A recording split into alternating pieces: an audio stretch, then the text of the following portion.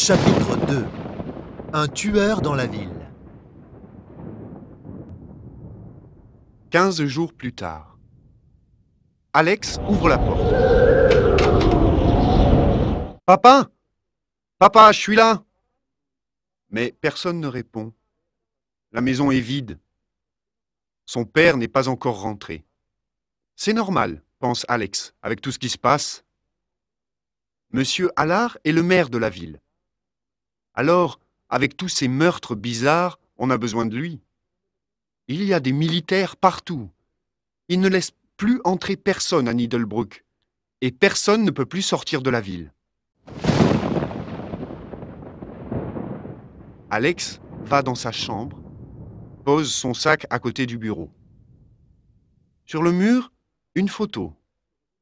Sur la photo, deux jeunes qui se ressemblent. Ils se tiennent par le bras. Ils sourient. Alex pense à sa sœur. Elle lui manque. Elle est partie en voyage avec le lycée. Et elle est restée de l'autre côté. Alex descend. Il prépare son goûter et allume la télé. Derrière son micro, le journaliste parle d'un ton grave. Peur sur la petite ville de Needlebrook. La nuit dernière, le tueur en série a fait 3 nouvelles victimes. Les habitants de Needlebrook ne doivent pas sortir après 18 heures.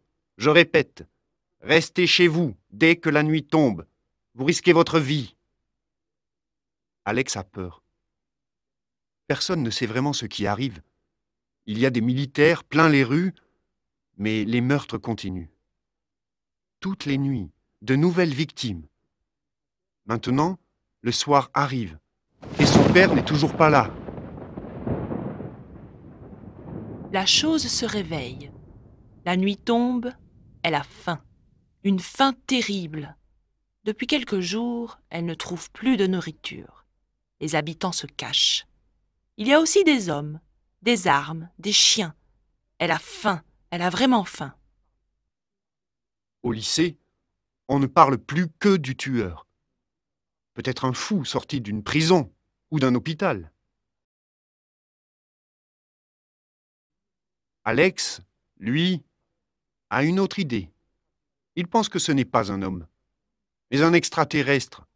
Il a vu dans un film que les extraterrestres veulent envahir la Terre. Ils ont besoin de sang humain pour leurs expériences. 19 heures sonnent et son père n'arrive pas. Alex est inquiet. Fou ou extraterrestre, son père ne sera pas la prochaine victime. Une sonnerie retentit. 2 sonneries. 3 sonneries.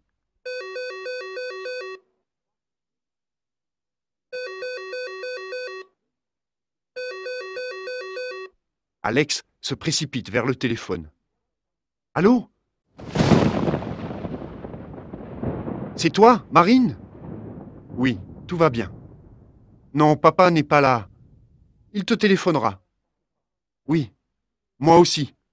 T'en fais pas. Quelqu'un! Enfin! Un homme traverse la place. La chose le suit caché dans l'ombre. Elle va lui sauter à la gorge. Mais soudain, l'homme passe dans la lumière. Elle recule. Puis, il ouvre une porte et disparaît. La chose grogne. Elle s'enfuit dans la nuit.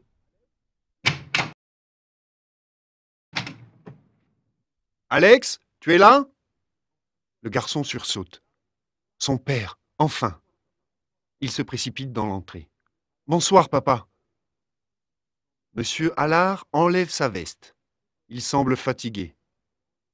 Tu as l'air inquiet, papa. Un peu.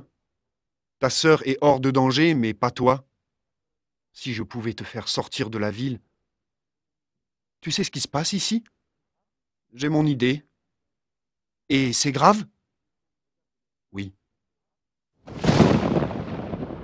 Alex regarde le visage de son père.